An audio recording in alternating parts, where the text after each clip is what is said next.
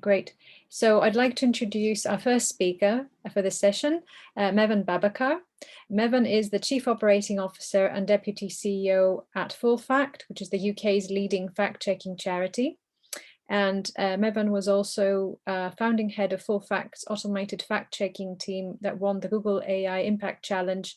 And she regularly speaks in the UK and internationally about misinformation, fact-checking, and civic technology. Over to you, Mevan.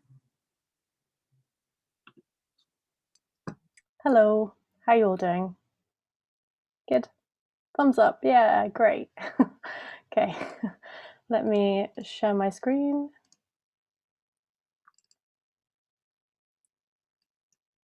Stop presenting. And if someone can just confirm that they can, with sound, that you can see that, that'd be great. We can, yes. Perfect, thank you. Great, I started my timer, it's official. I'm going to talk today about how we can unlock fact-checking at scale in 20 minutes. So there's a lot to get through. My name is Mevan Babakar, I work at FullFact. FullFact is the UK's independent fact-checking charity. We're a team of fact-checkers and campaigners who find, expose, and counter the harm that misinformation does. Some quick history about FullFact. We've been going for 11 years. We have reached 21 million people just last year. We receive thousands of fact-check requests from the public every month. That helps us kind of pick what we choose to check, as well as our own monitoring. We also are developing our own in-house tech, which I'll be talking about today. The most important thing about FullFact is that it's built up as an independent, impartial charity. It's recognized and respected by politicians and media on all sides. And the interesting thing about FullFact is that beyond our fact-checking, we also get corrections. So we're also looking for how can we systemically intervene in the information landscape to make it easier for people to correct the record, make it easier for people to find the information that they need, and also look for the long-term wins that mean that we have a more healthy information ecosystem across the board. So we're taking all the requests that we get in, all of the fact-checking that we do, and all the corrections that we make, and we turn that into recommendations to parliaments around the world, actually, governments around the world, for how they can strengthen freedom of speech, as well as press freedoms, but also giving people really good information that they can rely on and really rely on during a pandemic. I think especially the pandemic has made clear that our institutions need to do more. And that's also part of the request that we make. Okay, so the technology part of FullFact. This is a brief history. We started thinking about automated fact-checking in 2013 because we were just 4 people, and there was a lot to check. That took a few years to get off the ground because being a charity is hard work. And in 2016, we released a report called The State of Automated Fact-Checking, and that was our grand plan for how we can use technology to actually transform the way that we fact-check. In 2017, we got some actual funding to make that a reality from a MEDIATE ICWSM. And then in 2019, that turned into, we became one of the winners for the Google AI Impact Challenge. And we are funded for 3 years now to work on the AI problem, specifically in the misinformation space. And that funding is almost coming to an end. So what have we done with that funding? I'll tell you soon. What we're going to talk about today is fact-checking at scale. So there's pretty much 2 parts to this. What systems, processes, and checks and balances are needed for the future of fact-checking? And also, how can we make better use of the information and skills that we already have, and how far along are we to doing that already? Starting with the first one, what systems and processes and checks and balances are needed for the future. What I mean by this is what is currently happening with all the different actors in the misinformation space, and where in that process do we actually need to ask more in-depth questions about how things are happening and how they should happen.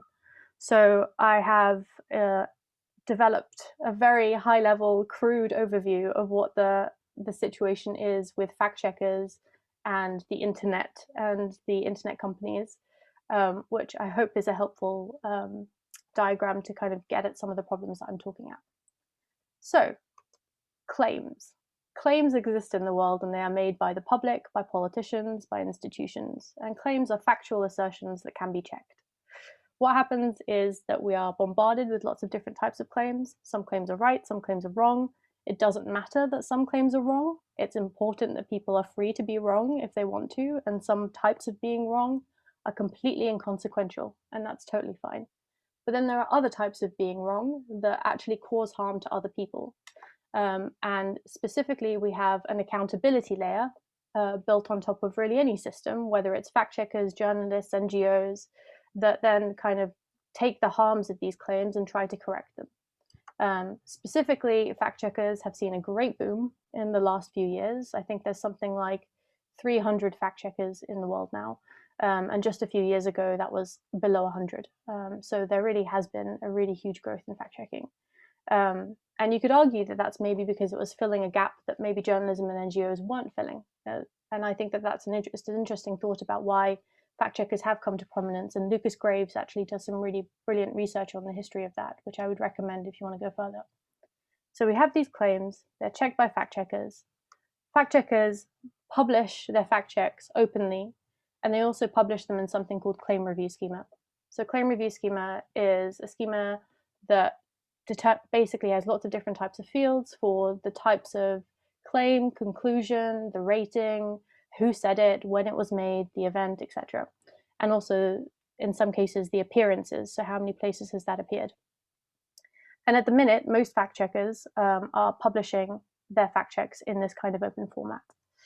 And then that gets used by third parties, Google, Facebook, yada, yada, to then that actually gets affected. It then gets used by third parties. However, there's another way that third parties also get fact checks. It completely bypasses this claim review system, and actually there are relationships between fact checkers and third parties where they directly give fact checks or pieces of information to the third party. The Facebook third party fact checking scheme is an example of that. So all this is collected, and then internet platforms make decisions which affect public understanding through user interface, through context, through reducing the virality of things, adjusting all sorts of things on the platform which might actually have an effect. We need accountability at every single level of this system because there are turtles all the way down. It's basically very complicated as soon as you get to the point of the actual detail. And this is a very zoomed in view as well of what is actually happening. And if you zoom out, there's even more complexity. And it's really important, just some of the questions that keep me up at night. Are fact checkers prioritizing the most valuable claims? Or are they just working on some really random, unhelpful things? How can we make sure that they're doing the best things available? Is claim review schema encoding the best information? Is it actually being encoded correctly by fact checkers around the world? Or is there great variation in how that information is being encoded in the first place? How is the data being used by third parties? Are platform-wide changes affecting the long-term behaviors and attitudes? If so, which ones is it affecting? Is it hurting or is it helping? At the moment, there doesn't seem to be any kind of transparent information about that. I know there are some studies that have started to etch away at the surface of these changes, but really we need long-term attitudinal studies and to really delve deep into what these platform changes actually mean for the individual. What evaluation systems could allow us to make comparisons at scale? For example, if Google chooses to show one set of fact checks through claim review schema and not another, let's say one's by one party and not by another party, how would we know? How can we start to get at what fairness looks like at that scale? Is that even possible? Should it be? I think we need to start thinking about what these choices mean at scale. What is an acceptable margin of error for a match? And how can interventions allow for more agency, not less? So there are lots of really big, scary questions that need answering. And let me preempt some of the questions. I don't have answers to any of them. But I think that as I go on through the talk, you'll see that we're starting to edge a bit closer to some of these things with better answers. So the second half, I was hoping to talk about specifically what Full Fact was doing and how we can make better use of the information and skills that we already have. So the work that we do specifically falls into 3 buckets: claim detection, claim matching, and robochecking. Claim detection is the ability to identify factual statements that can be checked. So we, for example, monitor thousands of sentences each day. We want to be able to, at scale, detect the ones that have factual claims in them and to throw away the ones that don't have factual claims in them unless we actually need the context, in which case we'll go back to it. But it's really important to us to be able to go, here are the factual statements that we need to look at. It boils down the world that we exist in from millions to thousands, and that's really an important step change for us. So at Full Fact, we scrape UK media, hundreds of thousands of sentences collected daily. Most sentences aren't claims, and only 30% of claims are actually fact-checkable. So even within that, there are variations. We've developed a claim detection API. We've basically got 10 labels that we have a prior data set that we've gathered on. It's a BERT language model. It works all right. It works for our needs. It has boosted the number of detected claims by about 1,000 for us. And the important thing for us is actually it helps us in the long run be able to correct more misinformation. This is just an idea of how many claims we saw from January the 1st to April the 14th that contained the word coronavirus. There were about 396,810. So yeah, we didn't get around to checking all of them, but we checked some. Claim matching. Claim matching is the ability to identify repetitions of claim. And this is really the key thing that is going to be, I think, at the forefront of a lot of the questions that are going to come up in terms of regulation, in terms of internet companies, in terms of what we accept as a society. So what do we do at the moment? We have a model that basically lets us compare 2 sentences and tells us whether they are a match or not. So we've got a couple of things working at once: a sentence BERT for semantic similarity, topic detection model, and entity extraction. And it works best when they all work together. So that's how we've kind of got it working to our favor. By numbers, it looks like this. We've got 100,000 sentences collected daily, 100 fact checks to track, recent or long-lasting ones that we particularly have an interest in finding repetitions of. That means we've got about 10 million pairwise combinations. And you'd be surprised, but there aren't that many matches. There are about 0 to 10 matches per day. But that's 0 to 10 matches that we wouldn't have found otherwise. And sometimes those are 10 corrections that that really are no extra effort for us. That's just about going and making sure that this publication that has repeated it takes it down. And if that's for a viral claim, then that actually does really have quite a big impact. So about 1 in 10,000 sentences match a claim. So 99.9% of pairs are not matches. However, that's improving every day. Here's an example of one of the matches that we had recently. The AstraZeneca vaccine in the UK causes blood clots was a claim that we had checked. And then using our claim matching and our monitoring systems put together, we had 7 matches for when that was repeated. And that allowed us to go to each of these publications and actually correct the record or make an official complaint.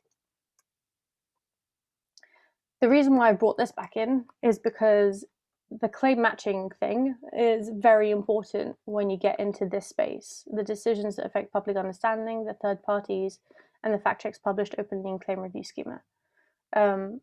You have a handful of fact checks here that come into this ecosystem, but what are we willing to accept as a society about what a good match is and what a bad match is? If something is partly a match and we actually present it to somebody who is just a random member of the public, it will seem almost pointed that we are giving them a fact check when they didn't request one, especially if it's a fact check that doesn't exactly match their expectations. And I think once you get into that really grey territory, it begins to potentially erode trust in the fact checks, in the third party, in the internet company. So it's really important that we have an understanding of what the best way of communicating uncertainty of our claim matches is. Because I think that uncertainty especially is going to be the key to unlocking trust in people's perceptions of our work in the long run. Finally, robochecking. Robochecking is the ability to check a claim in real time against primary sources. Ultimately, as fact checkers, we want to take people to the primary source. We want to tell them, here is the best available information. And ideally, there would be no conflicting other primary source of information. And there'd just be one brilliant truth that we could take everyone to, and it'd be great. But that's not often the case. However, in some instances, that is the case. So in the UK, we have the Office for National Statistics, and they have worked really hard to create a brilliant API that is accessible. It takes you directly to all of the row-level data. That allows us to do much smarter things with our checking. So when actually there is a primary source that is the best available source, we are developing a means to actually go there in real time and generate a graph in real time or bring the number in real time to give people the context that they need. So the way that it works, very high level, we have a claim, we then do text analysis to find the topic, the value, the trend that's being claimed. They get put into separate little buckets. And then those are compared against the ONS API, and we verify the claim against the trusted source. So there's a whole 2-hour talk about this that I'm not going to get into. But if you do want to know more, I could definitely pass you on to the automated fact-checking team, who will talk your ear off. But ultimately, the point is we're trying to generate in real time the data that people might need to make a choice right then and there. So for example, if you're a journalist in an interview and you are interviewing someone and they have just said that the population has risen by 10 million, then having a graph in real time or the number in real time that tells you that might make a difference to what that interview actually looks like. So all of these three things are available as APIs. And if you put them together, like we have, you get something like this. This is a standard day at Full Fact. You might be looking at what Boris Johnson is saying at his press release. We will get a transcript in real time being generated like this. You will see down the side, it says quantity, quantity, quantity. That's the claim detection telling you that there is a claim. You also saw on the side that there was a graph that was generated in real time by the robochecking that we were speaking about. And then here is a match, a claim match. So that is actually, there's a sentence and it looks like something you've already fact checked, and it's taking us directly to the fact check and then directly to the tweet that we put out about it. And that helps us as fact checkers cut down the time it takes for us to respond. It means that if we have good data, primary source data, it will generate a graph for us. It means that if we have a fact check that we've already done, it will take us to that fact check. And it tells us if we haven't checked it, it will give us a quick way of parsing a whole list of a transcript and telling us where the claims are in that transcript and giving us an idea of what it is and what it isn't. So that's how we've put them all together. All of those things are available as APIs. I've been promising these APIs for like the last 2 years, so this is a really big moment for me. These APIs are now available for use. So if anybody wants to use them, please reach out and let me know. But that is the end of my talk. So thank you very much. And if you have any questions, we've got plenty of time left.